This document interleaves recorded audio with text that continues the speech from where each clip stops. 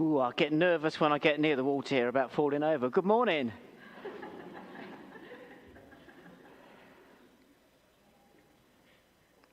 I'm Simon, and I'm the lead minister of the church.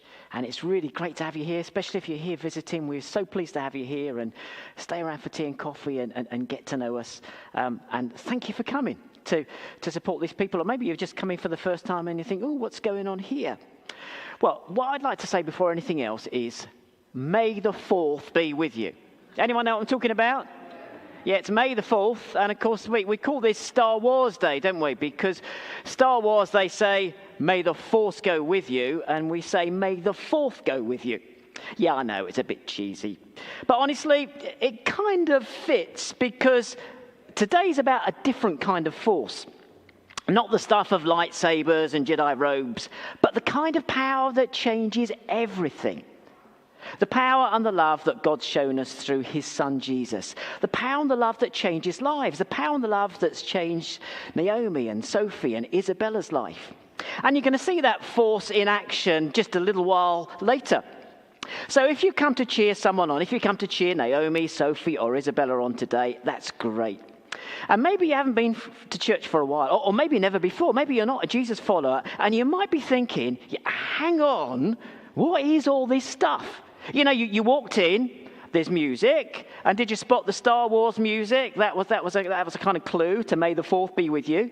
You got given sweets. Come back next week, but we can't promise you sweets next week. Bad for your teeth every week anyway. Everyone's smiling, and it all feels a bit full on, doesn't it? You know, you kind of feel a bit awkward and think, what is this? But okay, you're here.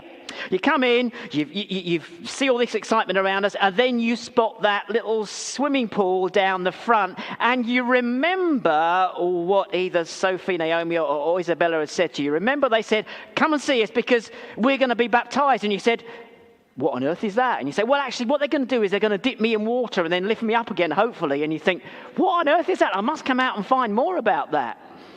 They really wanted you to come, didn't they? Because apparently it matters to them. But now you're in, you've had that welcome, you feel it's a bit full on maybe, and you're sitting there thinking, what have I walked into? I mean, is this church or is this a Comic-Con or something? People going to come in cosplay after all the Star Wars stuff? Well, that's understandable. I mean, church is a bit weird when you come for the first time, isn't it? And a service like this might seem a bit strange and weird. But as a matter of fact, the whole baptism thing is about kicking out of your comfort zone. So stick with us, because what's happening today might just surprise you. Now, if you're not a Jesus follower, I'm not here to tell you what to do or where you should stand with this. But, you know, I want to kind of tell you why they've invited you and tell you what this is all about. Because I reckon the reason they invited you is because this moment really matters to them. Because they know that baptism isn't about playing it safe. When they all look a bit nervous at the minute, so you can tell it's not playing it safe. I was sitting there, I could see the floor was kind of shaking slightly with people's legs trembling. I know what it's like. I've been there before. Well, a long time ago, about 100 years ago, I got baptized. But I've been there. It's about stepping out. It's about showing that something real has happened. And yeah, that might feel way out of your comfort zone. And I'm so glad that you've made one step out of your comfort zone and come here. But here's what I want to just encourage you with and say to you today. Don't be stuck. Don't be stuck in that comfort zone. Step out. So what is all this baptism stuff about? Well, there's a line in the Bible that captures it in one sentence.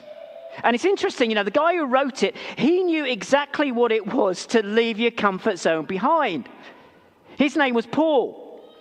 And he knew what it was, actually, to jump right out of your comfort zone. See, Paul started off as a bit of a religious zealot. He was opposing Christians. He was a Jewish religious leader. And then everything changed. He had an encounter with Jesus that turned his whole life around. He traveled, he taught, he suffered, and he shared this truth everywhere he went. And here, in a few sentences, Paul explains what this baptism stuff is all about. Now, bad news first, but don't worry, it gets better. Now, this might worry you when you see this verse, although I think Matt's probably shown it to you already. But he said this, he said, we were buried with him through baptism into death.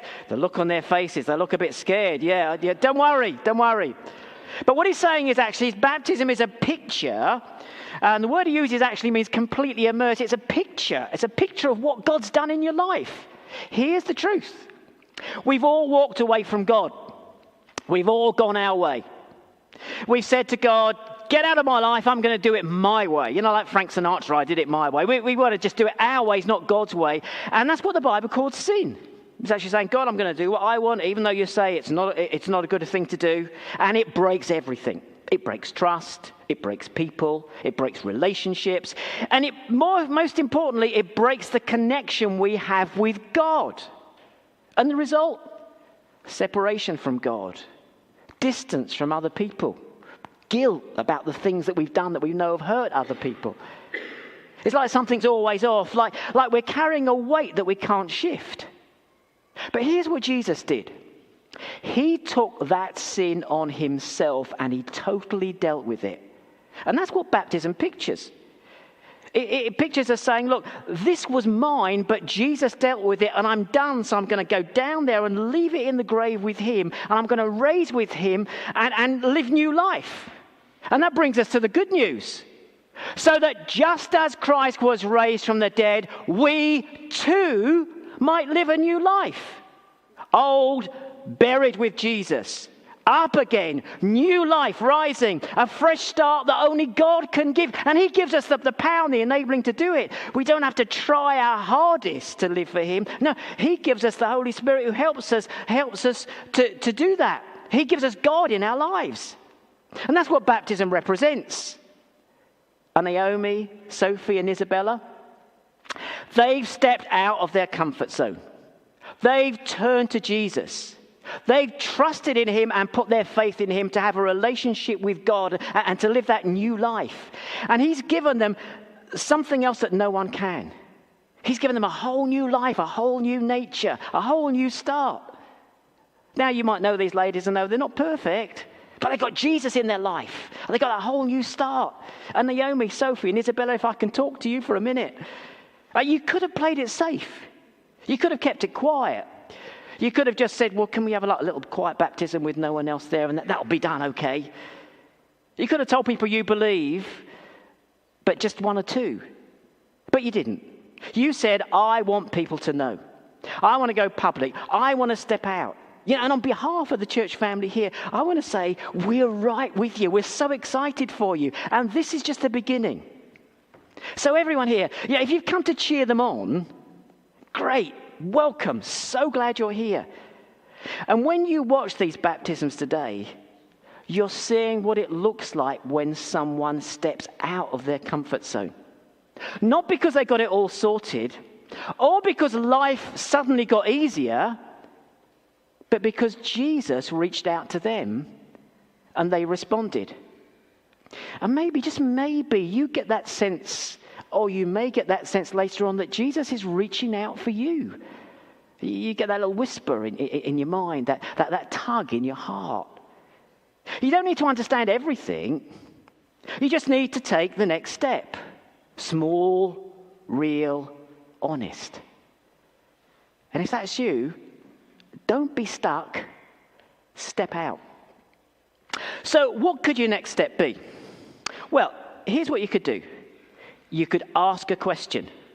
Talk to one of the people who get baptized. I know you're nervous enough anyway, but then they're nice. You know, they are quite nice. They'd love to have a conversation with you. Or talk to me, or talk to Matt, or talk to Lisa, or anyone else here that might be able to help you.